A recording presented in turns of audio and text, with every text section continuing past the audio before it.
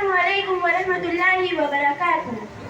दीनिया centre नबी करीम के ज़ेरे एहतमाम चलने वाले मदरसतुल बनात का इफ्तिताही प्रोग्राम पूरे आबोताब के साथ मुनाक़िद होने जा रहा है। आइए एक नज़र में पूरे प्रोग्राम की तफसील बताती चलूँ ताकि आगाज़ से लेकर अंजाम तक दिलचस्पी बरकरार रहे और आप पूरी दिलजमी के साथ बड़ी मेहनत से तैयार किए गए प्रोग्राम को समाप्त करें और अपने दामन में यहाँ से कुछ सच्चे मोती चुनकर ना सिर्फ घर ले जाए बल्कि वो रहमत वाले सच्चे मोती मैदान हश्र और मैदान आखिरत तक आपके साथ रहेंगे। प्रोग्राम की तफसीलात और तरतीब इस तरह होगी। सबसे पहले मदरसतुल बनात की तालीबात मुकम्मल दीन इस्लाम के बाद पहलू को इजमाली तौर पर और कुछ पहलू को तफसीली तौर पर अपने बयान में समाने की कोशिश करेगी। वो अपनी मेहनत में किस कदर कामयाब हुई फैसला आपके हाथों में होगा। दरमियान में नातो नस्ल का दौर भी जारी रहेगा। तालिबात के प्रोग्राम से फरागत के बाद मुअज़्ज़ज़ मेहमानान कराम और उलमाए इज़्ज़ाम का मुख्तसर यानी 2 से 5 मिनट पर महमूल तासुराती बयान होगा।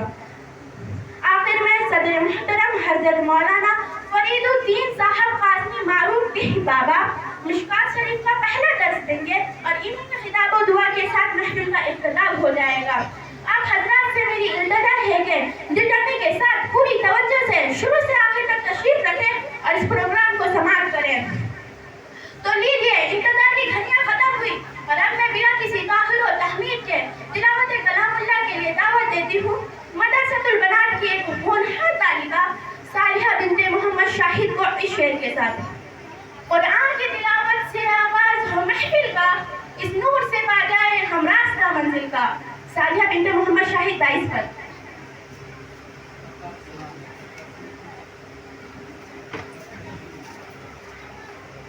أعوذ بالله من الشيطان الرجيم بسم الله الرحمن الرحيم الرحمن علم القرآن خلق الإنسان علمه البيان الشمس والقمر بحسبان والنجم والشجر يسجدان والسماء رفعها ووضع الميزان ألا تطغوا في الميزان وأقيموا الوزن بالقسط ولا تخسروا الميزان والأرض وضعها للأنام فيها فاكهة والنخل ذات الأكمام آسمان کو بلند کیا اور رکھا ترازو، لہذا تم خلل نہ ڈالو میزان میں، وزن قائم کرو انصاف کے ساتھ اور کمی نہ کرو میزان میں۔ اسی نے زمین کو پیدا کیا تمام مخلوقات کے لیے جس میں میوے بھی ہیں اور کھجورے بھی غلافوں میں لپٹے ہوئے ہیں اور اس میں اناج ہے جس کے ساتھ بھوس ہے اور خوشبودار پھول۔ تو اے انسان و جنات تم اپنے رب کی کن کن نعمتوں کو جھٹلاؤ گے؟ قرآن کی تلاوت سے بہن صالحہ نے سما باندھ دیا، اہل منطق سر بسجدہ رہ گئے، پڑھ لیا تب فلسفہ قرآن کا۔ آئیے اب نعت نبی کے میٹھے میٹھے پیارے پیارے بول سے آپ کی سماعتوں میں رس گھولنے کے لیے دعوت اسٹیج دیتی ہوں اپنی ایک سہیلی صالحہ بنت مفتی محمد علی کو اشعار کے ساتھ۔ چلاؤ تیر جو بہتر تیری کمان میں ہے، کسی کی آنکھ میں جادو تیری زبان میں ہے۔ آنکھوں سے دیکھا نہیں ہے مگر ہم نے آنکھوں سے دیکھا نہیں ہے مگر ان کی تصویر سینے میں موجود ہے، جس نے لا کر کلام الہی دیا جس نے لا کر کلام الہی دیا وہ محمد مدینے میں موجود ہے. پھول کھلتے ہیں پڑھ پڑھ کے صلی اللہ، پھول کھلتے ہیں پڑھ پڑھ کے صلی اللہ، جھوم کر کہہ رہی ہے یہ باد صبا. ایسی خوشبو چمن کی گلوں میں کہاں، ایسی خوشبو چمن کی گلوں میں کہاں، جو نبی کے پسینے میں موجود ہے. ہم نے آنکھوں سے دیکھا نہیں ہے مگر، ہم نے آنکھوں سے دیکھا نہیں ہے مگر، ان کی تصویر سینے میں موجود ہے. ہم نے مانا کہ جنت بہت ہے حسین، ہم نے مانا کہ جنت بہت ہے حسین، چھوڑ کر ہم مدینہ نہ جائیں کہیں. یوں تو جنت میں سب ہے مدینہ نہیں، یوں تو جنت میں سب ہے مدینہ نہیں، اور جنت مدینے میں موجود ہے. ہم نے آنکھوں سے دیکھا نہیں ہے مگر، ہم نے آنکھوں سے دیکھا نہیں ہے مگر، ان کی تصویر سینے میں موجود ہے. چھوڑنا تیرا طیبہ گوارا نہیں، چھوڑنا تیرا طیبہ گوارا نہیں، ساری دنیا میں ایسا نظارہ نہیں، ایسا منظر زمانے نے دیکھا نہیں، ایسا منظر زمانے نے دیکھا نہیں، جیسا منظر مدینے میں موجود ہے. ہم نے آنکھوں سے دیکھا نہیں ہے مگر، ہم نے آنکھوں سے دیکھا نہیں ہے مگر، ان کی تصویر سینے میں موجود ہے. جس نے لا کر کلام الہی دیا، جس نے لا کر کلام الہی دیا وہ محمد مدینے میں موجود ہے. شکریہ، جزاک اللہ خیر. آئیے دین اسلام کے تمام اصول و فروع پر اجمالی روشنی ڈالنے کے لیے میں دعوت دیتی ہوں سالیہ بنت محمد شاہد کو اس شعر کے ساتھ. کانٹوں میں جو کھلتا ہے، شعلوں میں جو پلتا ہے، وہ پھول ہی گلشن کی تاریخ بدلتا ہے. سالیہ بنت محمد شاہد آپ کے روبر. الحمد لله رب العالمين وبه نستعين. أما بعد، أعوذ بالله من الشيطان الرجيم. بسم الله الرحمن الرحيم.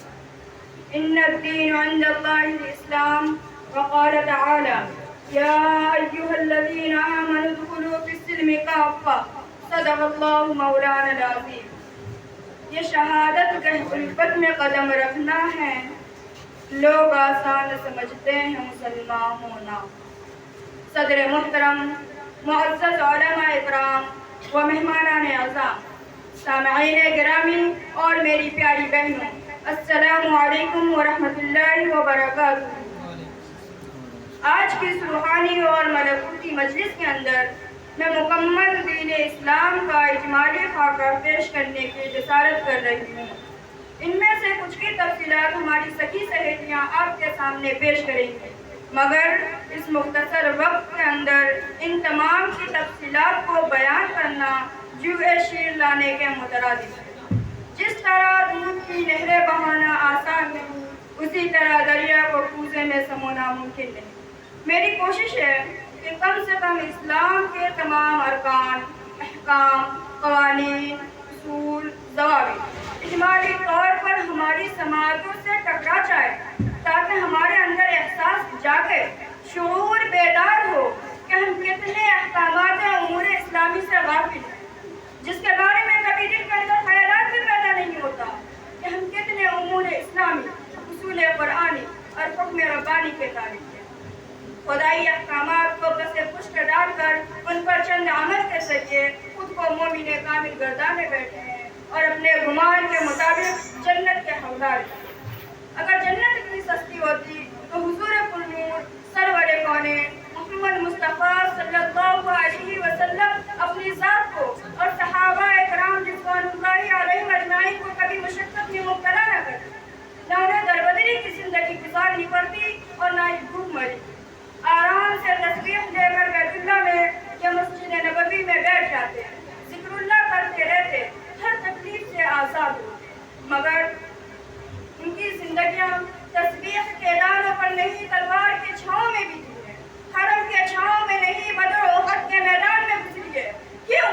اس لیے کہ انہیں مکمل دین اسلام کا نفاذ کرنا تھا، مکمل دین اسلام کو بروئے کار لانا تھا، مکمل شریعت محمدی کو اپنی عملی زندگی میں داخل کرنا تھا، جس کے لیے اسلامی ریاست کی ضرورت تھی۔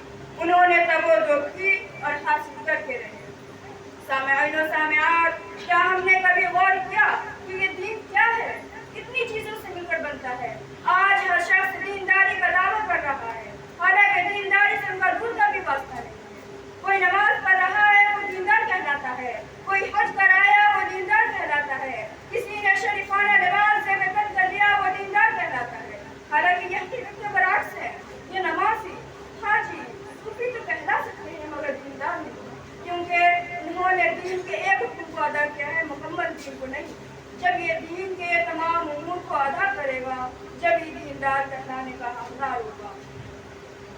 عرفات کے میدان میں حجۃ الوداع کے موقع پر قرآن کریم کی جو آخری آیت نازل ہوئی، الیوم اکملت لکم دینکم واتممت علیکم نعمتی ورضیت لکم الاسلام دینا، اس آیت کے اندر اللہ پاک نے دین اسلام کی تکمیل ہونے کا اعلان کیا ہے جو کل کی حیثیت رکھتا ہے۔ کسی ایک جز کو بیان نہیں کیا اور ہمیں ایک جز کو لے کر خوش ہو رہے ہوتے ہیں۔ اپنی رضا کا پروانہ بھی دین اسلام کے ماننے والوں کو ادا کر دیا، جس سے مراد جزوی دین نہیں کلی دین ہے۔ قبر سے اٹھائے جانے کے بعد بھی تو فرشتہ یہی پوچھے گا، ما دینکا۔ آئیے دین کے تمام فروعات پر سرسری نظر ڈالتے ہیں۔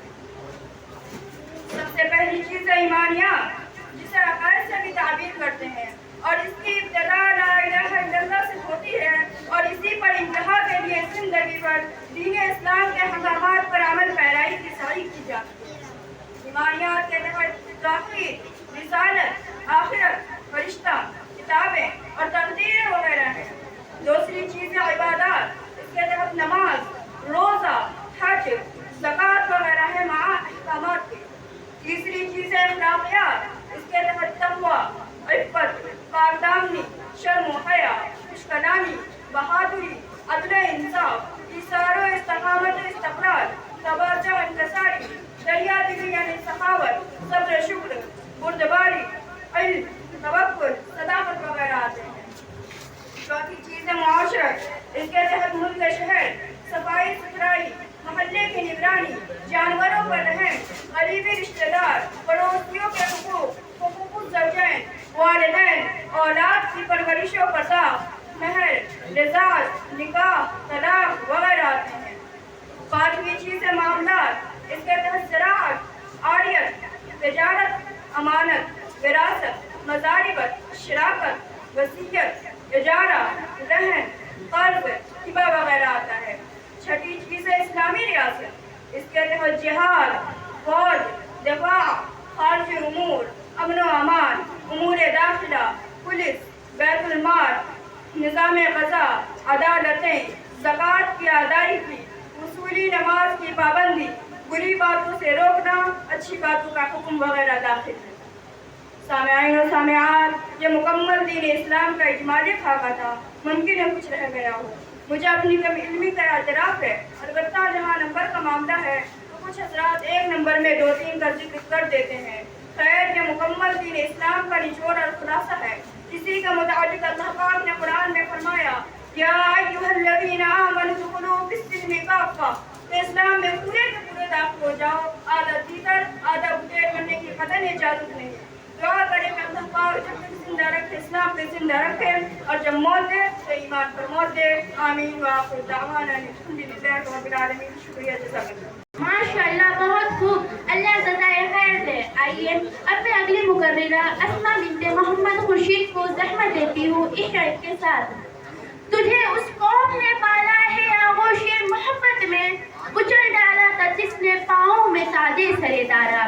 اسماء بنت محمد خورشید آپ سے مخاطب ہے.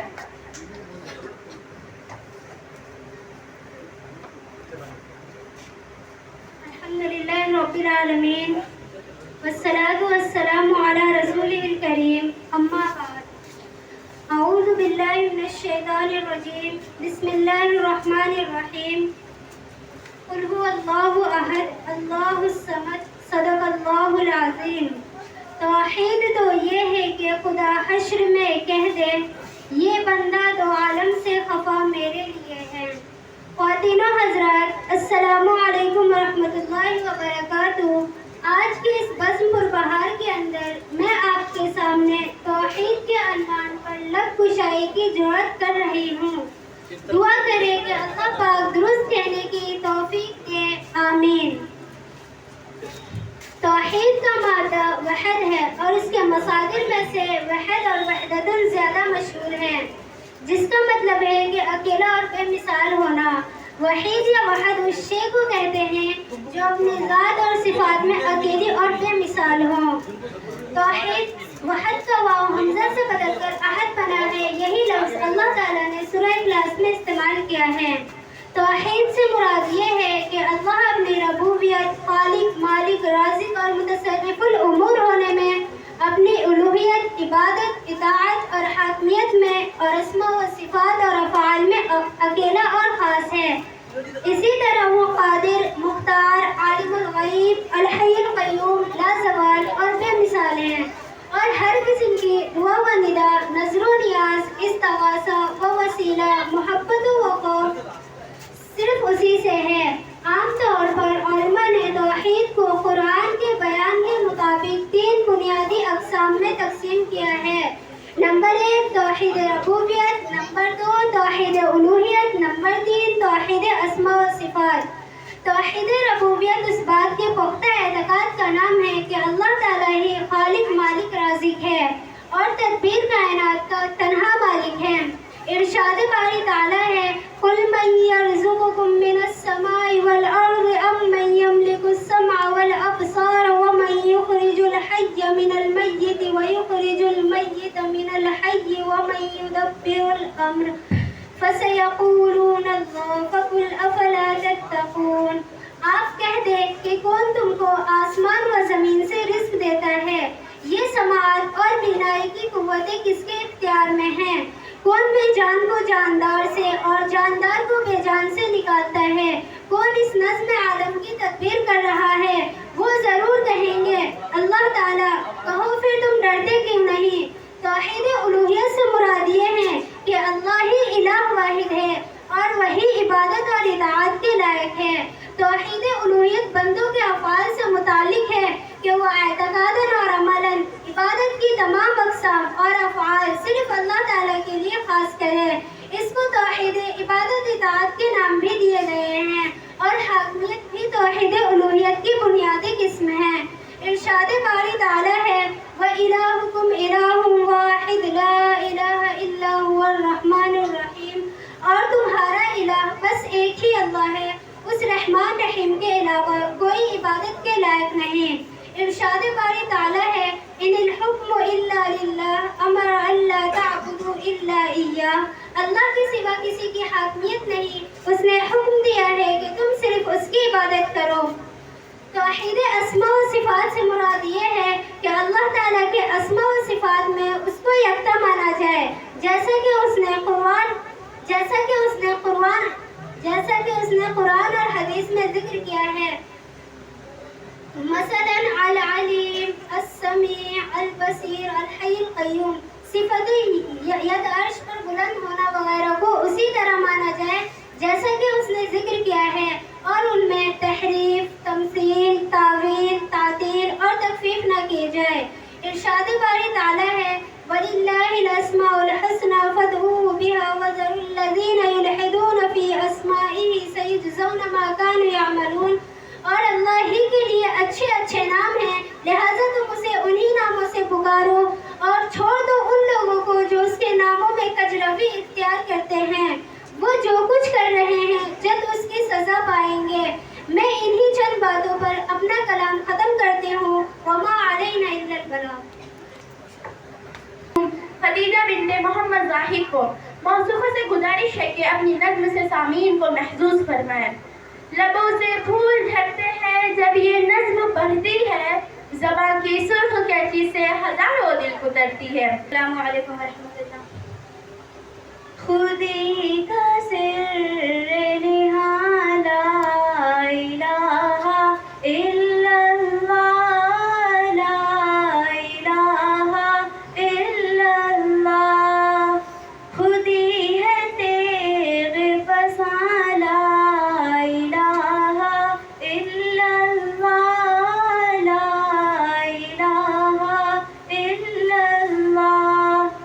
یہ دور اپنے براہیم کی تلاش میں ہے، یہ دور اپنے براہیم کی تلاش میں ہے. صنم گدا ہے جہاں، لا الہ الا اللہ، لا الہ الا اللہ. کیا ہے تو نے متاع غرور کا سودا، کیا ہے تو نے متاع غرور کا سودا. فریب سود و زیاں، لا الہ الا اللہ، لا الہ الا اللہ. یہ مال و دولت دنیا، یہ رشتہ و پیوند، یہ مال و دولت دنیا، یہ رشتہ و پیوند. بتان وہم و گمان، لا الہ الا اللہ، لا الہ الا اللہ. یہ نغمہ فصل گلو لالا کا نہیں پابند، یہ نغمہ فصل گلو لالا کا نہیں پابند. بہار ہو کے خزاں، لا الہ الا اللہ، لا الہ الا اللہ. السلام علیکم. شراب جامو سبو مطرب و بہار سب آ گئے، بس آپ کے آنے کی دیر ہے. بہن سعدیہ آپ سے ہم کلام ہیں.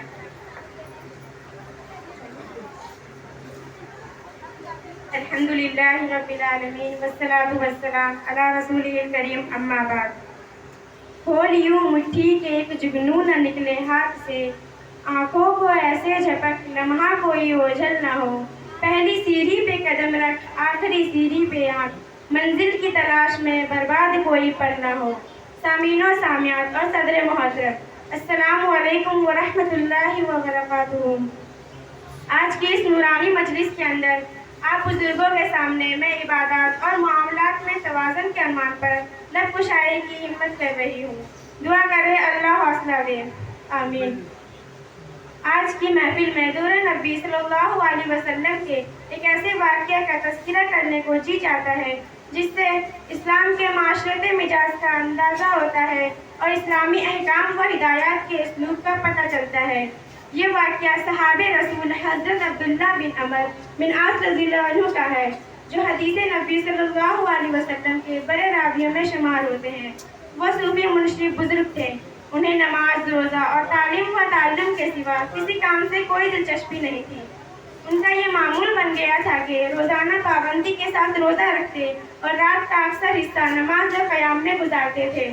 حتیٰ کہ حافظ ابن عبد البر نے الاستیاب میں ذکر کیا ہے کہ ان کے والد محترم حضرت عمر بن عاص رضی اللہ عنہ کو اس بارے میں جناب نبی اکرام صلی اللہ علیہ وسلم کی خدمت میں باقاعدہ شکایت کرنی پڑی۔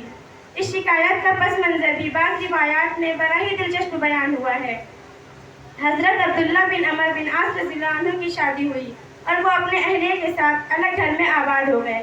کچھ دنوں کے بعد حضرت عمر بن عاص رضی اللہ عنہ اپنے بیٹے اور بہو کا حال احوال دریافت کرنے کے لیے ان کے گھر گئے۔ بہو گھر میں موجود تھی۔ ان سے حال پوچھا تو انہوں نے بتایا کہ ہر طرح خیریت ہے۔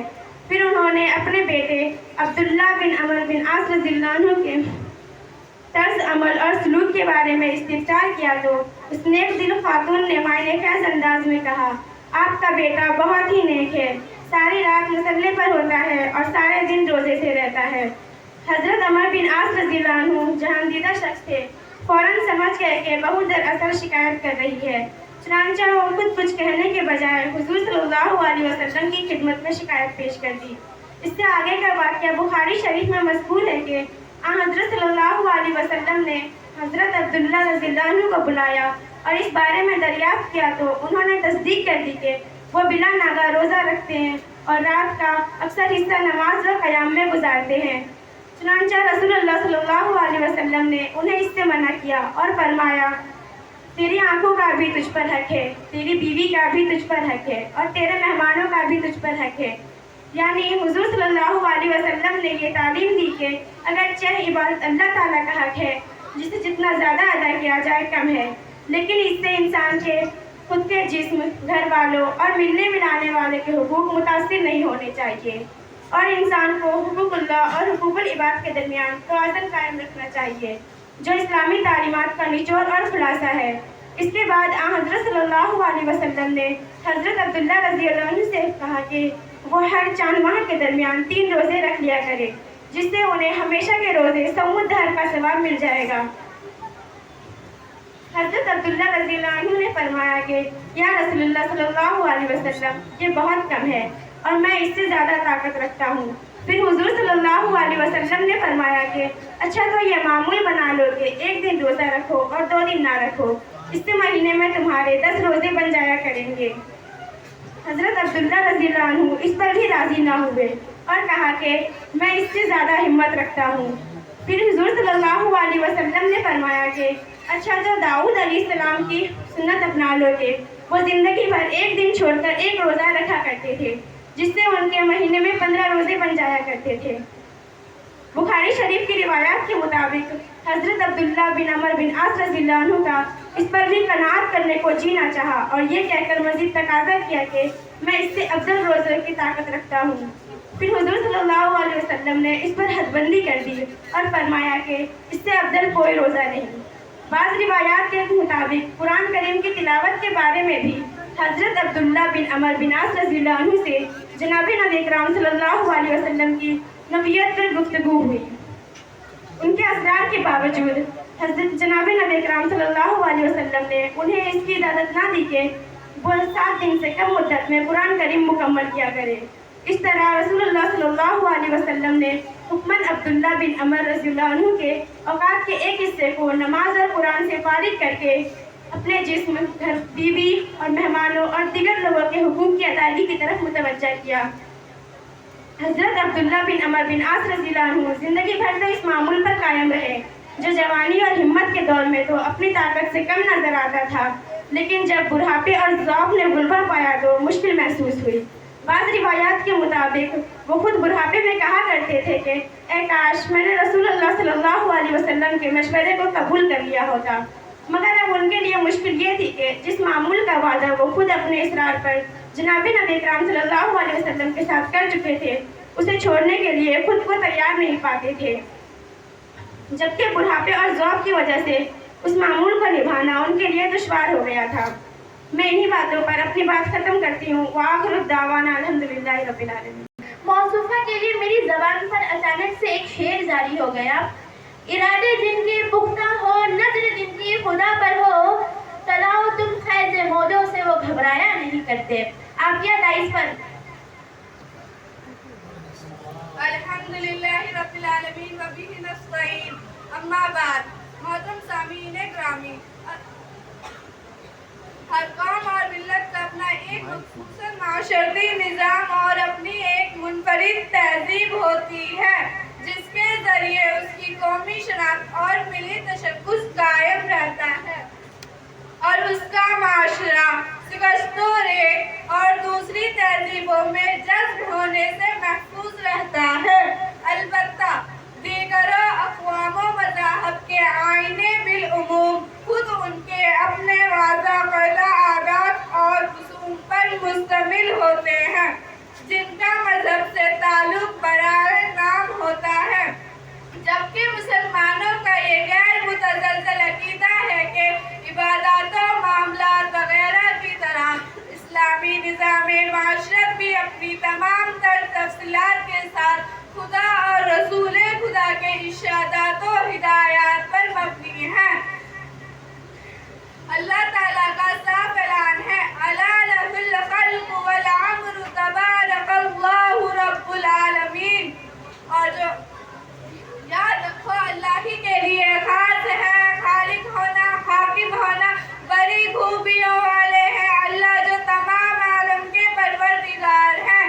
اس سلسلے میں اپنے رسول کو یہ ہدایت دی ہے، ثم جعلناک علی شریعۃ من الامر فاتبعها ولا تتبع اہواء الذین لا یعلمون، پھر ہم نے آپ کو ایک دین کی طرف خاص کر دیا، لہذا آپ اسی طریقے پر چلے، ان جہلا کی خواہشوں پر نہ چلے۔ ہر قانونی الہی کے اساسی مجموعہ قرآن کے مقصد نزول کی وضاحت کرتے ہوئے ارشاد ہوتا ہے، اِنَّا أَنزَلْنَا إِلَيْكَ الْكِتَابَ بِالْحَقِّ لِتَحْكُمَ بَيْنَ النَّاسِ بِمَا أَرَاكَ اللَّهُ، بے شک ہم نے آپ کے پاس قرآن بھیجا واقعے کے موافق تاکہ آپ اس کے مطابق فیصلہ کریں جو اللہ نے آپ کو بتایا ہے۔ احکام خداوندی کو نظر انداز کرنے والوں کی مذمت ان الفاظ میں فرمائی گئی ہے، وَمَن لَّمْ يَحْكُم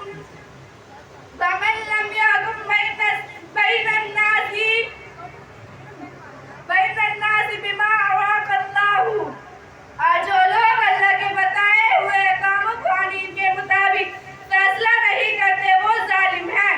ان آیات قرآنیہ سے حسب ذیل باتیں ثابت ہوتی ہیں۔ نمبر 1، تشریع اور قانون سازی کا حق صرف اللہ تعالیٰ کو ہے۔ نمبر 2، نبی کریم صلی اللہ علیہ وسلم ان قوانین کا نفاذ فرماتے ہیں۔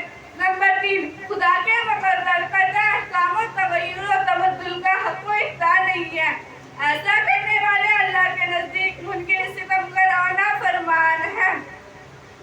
آئیے اب دستور ہند پر بھی ایک نظر ڈالتے چلے اور دیکھیں کہ سیکولر ہندوستان میں بسنے والے اکائیوں کو وہ کیا حقوق دیتے ہیں۔ اس سلسلے میں ہم دیکھتے ہیں کہ دستور کی دفعہ 25 میں یہاں کے ہر شہری کو کسی بھی مذہب کو قبول کرنے، قائم کرنے، اس پر عمل اور تبلیغ اور پرچار کرنے کا حق دیا گیا ہے۔ دفعہ 26 کی روح سے مسلمانانی ہند جدا گانا ایک مذہبی گروہ قرار پاتے ہیں۔ دفعہ 29 مسلمانوں کو اپنے کلچر، زبان، رسم خط اور تحفظ کا حق و اختیار دیتی ہے۔ دفعہ 30 کے تحت تعلیمی ادارے قائم کرنے اور انہیں سنبھالنے کا حق ملتا ہے۔ اوپر کی تفصیلات سے معلوم ہو چکا ہے کہ مسلمان اپنی کمیونٹی انفرادیت کی بقا اور جدا گانا شناخت کے لیے جن عناصر کو تسلیم کرتے ہیں وہ ان کا عالمگیر مذہب، ان کی 1400 سال قدیم تہذیب، مخصوص اور معاشرتی اقدار ہے جنہیں آئین ہند کا طاقتور تحفظ بھی حاصل ہے۔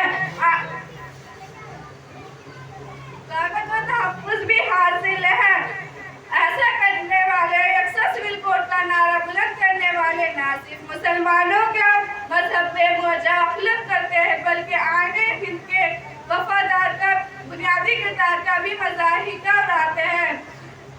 اس لیے یہ لوگ قطعی طور پر آئین ہند کے حق میں وفادار نہیں ہیں۔ اس لیے لازمی طور پر یہ سوال پیدا ہوتا ہے کہ کیا اس نظریے کو قبول کرنے والے آئین ہند کے حق میں وفادار ہیں؟ یکساں سول کوڈ کے نفاذ کے بعد ہندوستان میں سیکولر حیثیت محفوظ رہ جائے گی؟ کیا مسلمان رہتے ہوئے اس نظریے کو قبول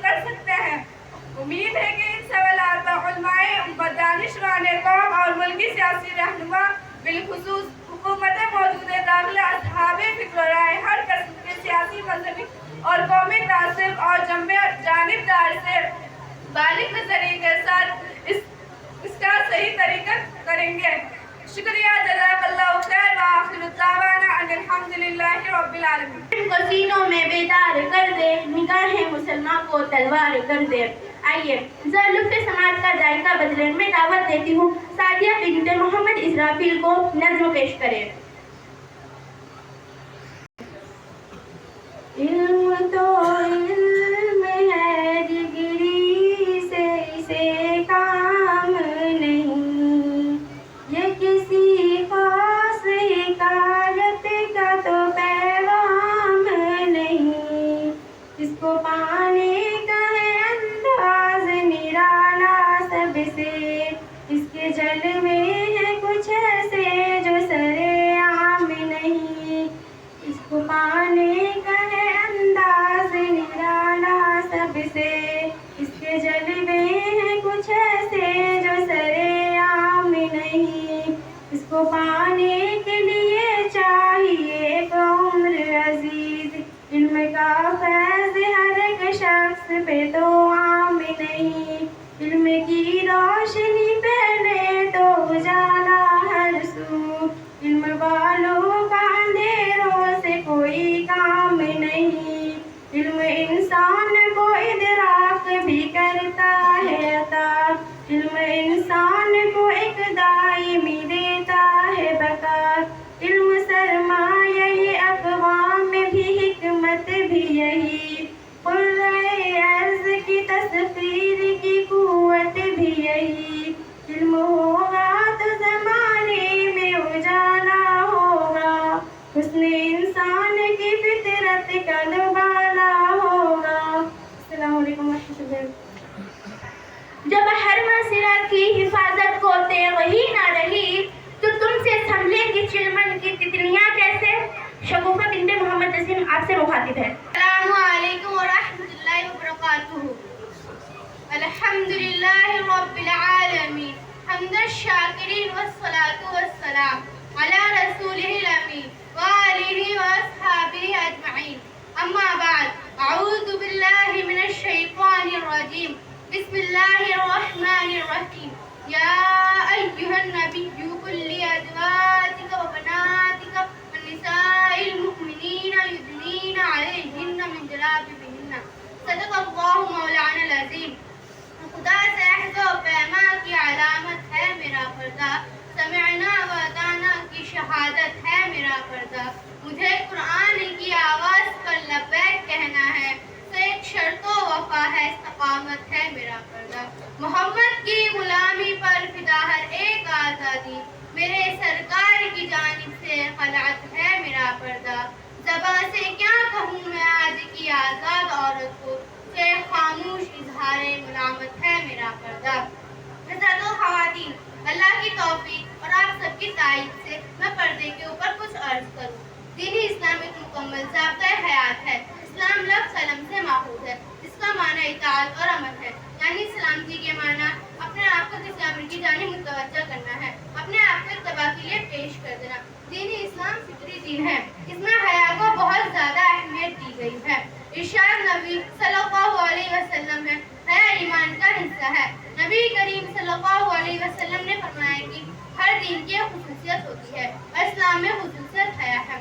قرآن پاک میں ارشاد باری تعالیٰ ہے, سورہ نور آیت نمبر 30 میں, مسلمان مردوں سے کہہ دیجیے کہ وہ اپنی نگاہیں نیچے رکھیں.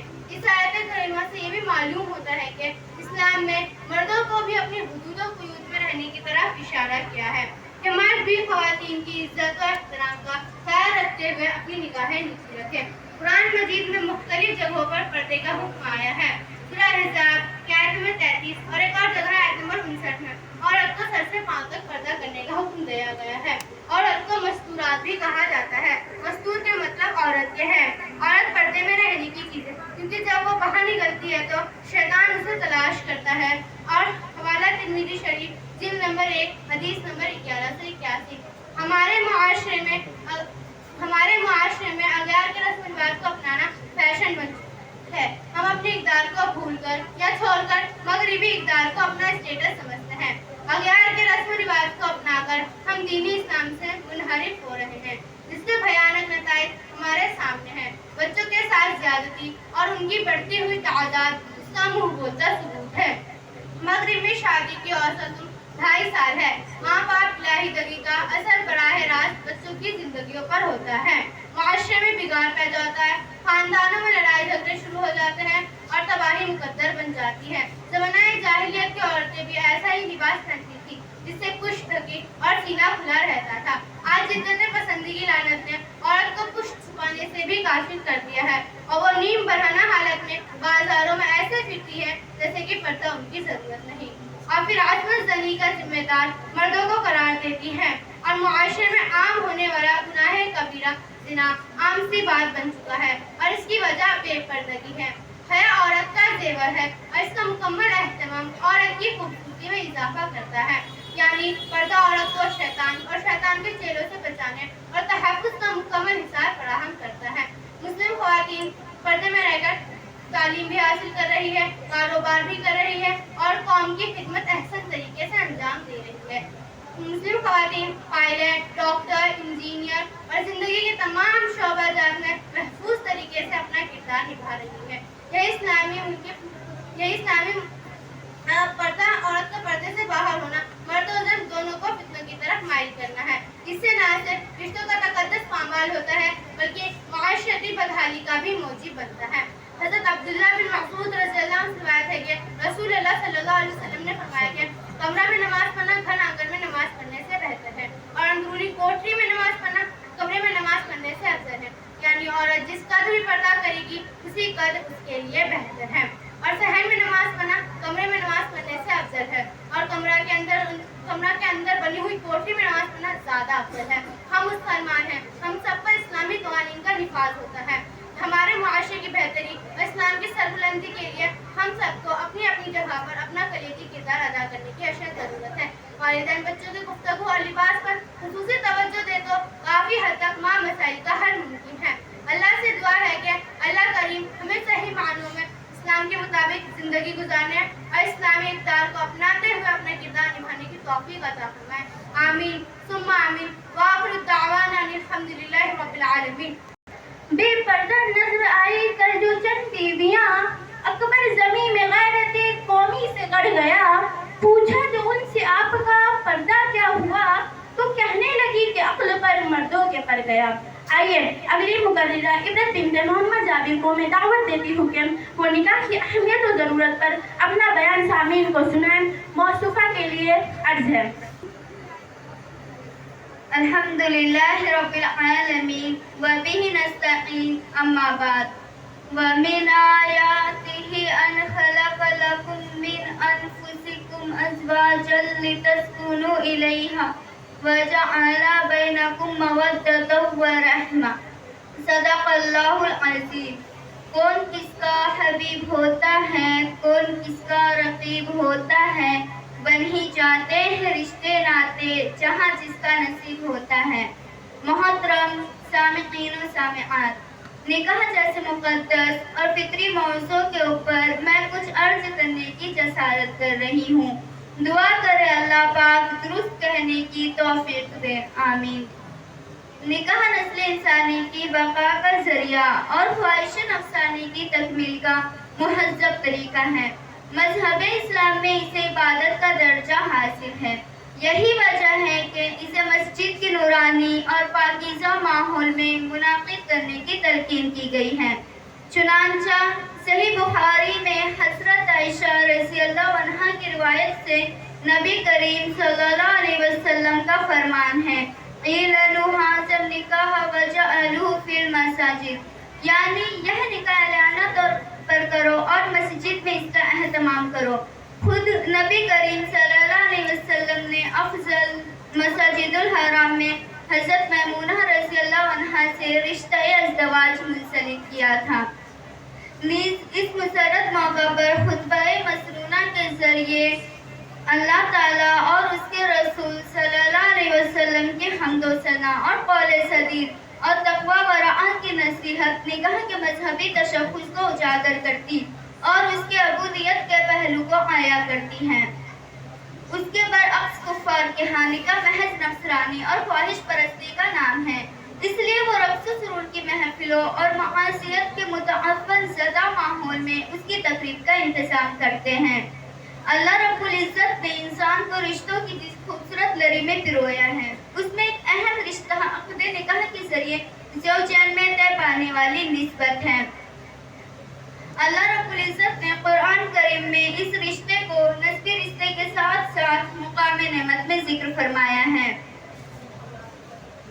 چنانچہ سورۃ الفرقان میں ارشاد باری تعالیٰ ہے، وَهُوَ الَّذِي خَلَقَ مِنَ الْمَاءِ بَشَرًا فَجَعَلَهُ نَسَبًا وَصِهْرًا، اور وہ اللہ ایسی ذات ہے جس نے پانی سے انسان کو پیدا کیا اور اس کو خاندان والا اور سسرال والا بنایا۔ نکاح نبی کریم صلی اللہ علیہ وسلم کی مرغوب چیزوں میں سے ہے۔ ایک طویل حدیث میں ارشاد نبی صلی اللہ علیہ وسلم ہے، حببوا الی من دنیاکم ثلاث الطیب والنساء وجعلت قرۃ عینی فی الصلاۃ، تمہاری دنیا کی چیزوں میں سے مجھے 3 چیزیں محبوب ہیں، خوشبو اور عورتیں، اور میری آنکھوں کی ٹھنڈک نماز میں ہے۔ نبی کریم صلی اللہ علیہ وسلم نے 11 عورتوں سے شادی فرمائی، جس سے نکاح کی اہمیت وضاح کرنے کے ساتھ ساتھ امت کو ازدواجی زندگی کے ذریعے اصول بھی فراہم کیے، پھر صرف اپنی ذات کی حد تک نہیں بلکہ اسے اپنے سے بیشتر تمام انبیاء علیہ السلام کی مشترکہ سنت قرار دیا۔ چنانچہ ترمذی میں حضرت عائشہ رضی اللہ عنہا کی روایت سے نبی کریم صلی اللہ علیہ وسلم کا فرمان ہے، اربع من سنن الانبیاء الحیا والمتعطر والسواک والنکاح، 4 چیزیں انبیاء علیہ السلام کی متفقہ سنتیں ہیں، حیا، خوشبو، مسواک اور نکاح۔ مذہب عیسائیت میں رہبانیت کا تصور پایا جاتا ہے جو قرآن بیان ہے، وَرَهْبَانِيَّةً ابْتَدَعُوهَا کی روح سے خدائی پابندی کے بغیر ان کا اپنا ایجاد کردہ نظریہ ہے۔ اس کی بنیادی وجہ یہ ہے کہ عیسائی نکاح کو عبادت کے بخل سمجھتے ہیں، اس لیے ان کا ایک بڑا طبقہ نکاح کے عمل سے کنارہ کش ہو کر جنگلوں، غاروں اور خلوت گاہوں کا رخ کر دیتا ہے، تمام زندگی وہی گزار دیتا ہے، جبکہ اسلام جیسے عالمگیر اور آفاقی مذہب میں رہبانیت کی کوئی گنجائش نہیں۔ نبی کریم صلی اللہ علیہ وسلم کا واضح ارشاد ہے، لا رہبانیت فی الاسلام، اسلام میں رہبانیت نہیں ہے، بلکہ اسلامی نقطہ نظر سے تو نکاح عبادت میں معین و مددگار ثابت ہوتا ہے، کیونکہ حدیث کی روشنی میں نکاح انسان کی فرج اور قلب و نظر کا محافظ ہے، اور جس قدر دل و نگاہ پاک ہوں گے اسی قدر حق تعالیٰ کی معرفت کا عکس اس میں شفاف ہوگا، پھر جتنی زیادہ معرفت حاصل ہوگی اتنا عبادت کی طرف میلان اور رجحان زیادہ ہوگا۔ صحیحین میں حضرت انس رضی اللہ عنہ سے روایت ہے کہ 3 آدمی آپ صلی اللہ علیہ وسلم کے ازواج کے پاس حضرت صلی اللہ علیہ وسلم کی عبادت کے متعلق معلومات حاصل کرنے کے لیے آئے۔ وآخر دعوانا الحمدللہ رب العالمین۔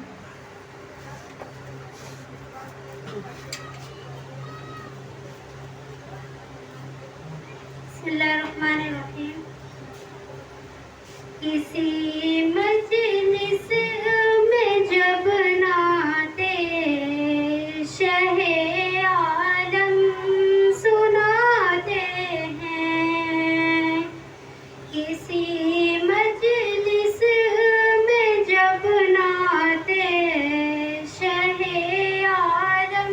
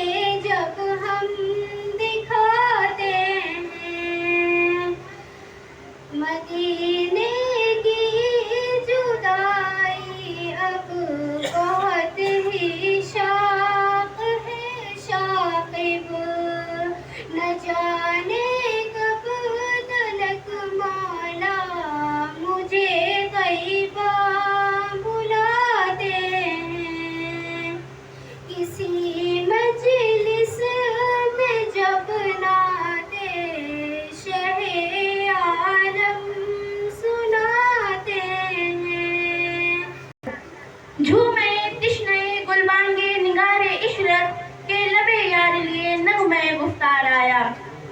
तलाक के उन्वान पर आपसे मुखातिब है खदीजा बिन्ते मोहम्मद ज़ाहिद।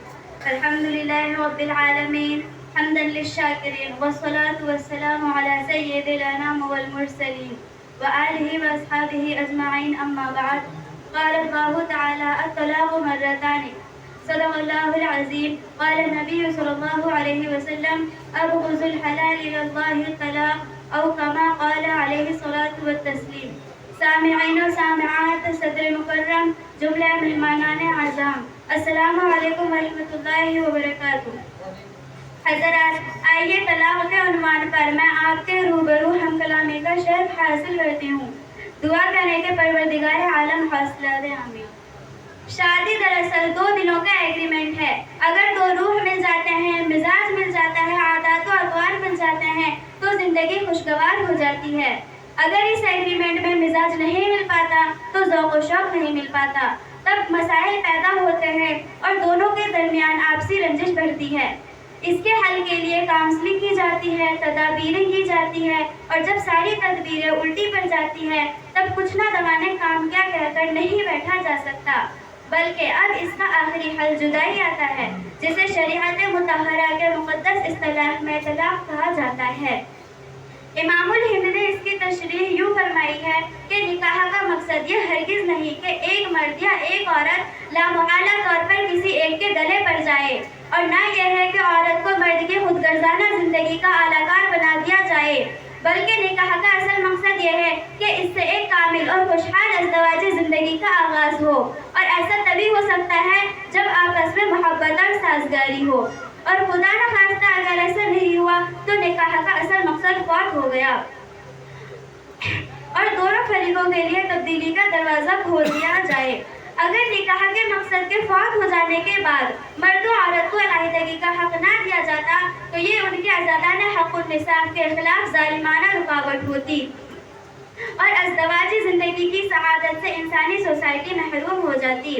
7ویں صدی عیسوی میں جب اسلام کا ظہور ہوا تھا تب دنیا اس حقیقت سے بالکل ناآشنا تھی کہ مردوں کی طرح عورتوں کے بھی حقوق ہو سکتے ہیں. اسلام سے قبل دنیا کے مذاہب میں طلاق کے معاملے میں بھی بہت کمیاں اور زیادتیاں نظر آتی ہیں.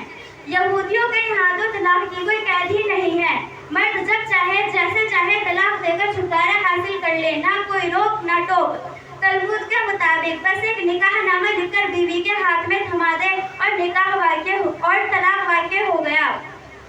اسی شطر بے مہار آزادی کی برعکس عیسائی سماج میں طلاق کی گنجائشیں ختم، اور بائبل نے اپنے احکام جسے خدا نے جوڑا اسے آدمی جدا نہ کرے، اور جو مرد بیوی کو طلاق دے دے اور دوسری شادی کر لے تو گویا کہ وہ اپنی پہلی بیوی سے زنا کرتا ہے، اور جو عورت اپنے مرد کو چھوڑ دے اور دوسرا بیاہ کر لے تو گویا کہ وہ زنا کرتی ہے. اسی سختی کی وجہ سے عیسائی سماج میں دوسری شادی یا طلاق تو ممنوع ہو گیا، لیکن ناجائز معاشرے پروان چڑھے، اور جب اس کی سختی کی وجہ سے زندگی اجیرن کرنے لگی تب پروٹسٹنٹ فرقے میں طلاق کی اجازت ان شرطوں میں ہوئی کہ عدالت میں کسی فریق کی گواہ سے دوسرے فریق کا ارتکاب زنا یا ظلم ثابت ہو. ادھر ہندو، یونانی اور رومن تہذیب طلاق کے تصور سے عاری رہے. منو مہاراج کے قانون منو نے عورت کی ہستی کو صرف اس طرح دیکھا کہ وہ مرد کے بچوں کے پیدائش کا ذریعہ ہے، اور اس کا انجام صرف اس پر رہا کہ وہ اپنی زندگی مرد کی خدمت گزاری میں ختم کر دے، یا اس کے گزر جانے کی صورت میں اس کی چتا پر لیٹ کر اسی کے ساتھ سورگواسی بن جائے. ویدک دور کو چھوڑیے، آج کے آزاد ہندوستان میں ہندوؤں میں طلاق کا تصور نہیں تھا. وہ تو آزادی کے بعد جنوری 1956 میں ہندو میرج بل لاگو ہوا، جس کی وجہ سے جائیداد اور طلاق کا حق ملا. لیکن قرآن نے 1400 برس پہلے یہ اعلان کر کے وَلَهُنَّ مِثْلُ الَّذِي عَلَيْهِنَّ بِالْمَعْرُوفِ انسانی سماج میں ایک بڑے انقلاب کا اعلان کیا. اس اعلان نے سماج کی گری پڑی عورتوں کو خاک سے اٹھایا اور عزت کے تخت پر بٹھایا. اسلام نے انسانی زندگی کا پورا خیال رکھتے ہوئے اور زندگی کی عملی ضرورتوں اور تقاضوں کو ملحوظ رکھتے ہوئے اس حالت پر جبکہ شوہر اور بیوی کے مزاج نہ ملنے کی صورت میں زندگی تلخ بننے لگے، اس کا آخری علاج نکالا کہ فریقین ہنسی خوشی نکاح کو ختم کر دے اور ایک دوسرے سے جدا ہو جائیں. اس کے لیے किसी कोर्ट कचहरी पर चक्कर लगाने, वक्त बर्बाद करने, तमाशा बनाने, एक दूसरे पर इल्जाम धरने, वकील के सामने सच्ची झूठी कस्में खाने, अपना और खानदान का मजाक बनाने की जरूरत नहीं। बस 3 इद्दत में 3 तलाक देकर ऐसे ही आसानी से जुदा हो जाए जैसे एक कबूल है कहकर शादी के मुकद्दस बंधन में बंध गए थे। लेकिन इस तलाक को भी यूं ही यहूदियों की तरह नहीं छोड़ दिया गया, इसके शरायत को आयद की गई। हनफिया के नज़दीक तलाक की 3 किस्में हैं, तलाक़ अहसन, तलाक़ हसन और तलाक़ बिदअत। इसमें तलाक़ अहसन ये है कि मर्द अपनी बीवी को 1 तलाक दे और हैज़ की 3 मुद्दत तक गुजर जाने का इंतज़ार करे। इस असना में बीवी अपने शौहर के घर ही रहेगी। अलबत्ता चंद मखसूस केस में अगर मामला फहाशी का हुआ तो उसे उसके घर भेजा जा सकता है। ये बात मलहूज़ रहे कि इस दौरान शौहर अपनी बीवी से जिनसी राब्ता नहीं रख सकता जब तक कि वो रुजू न कर ले, यानी अपना तलाक वापस न ले ले।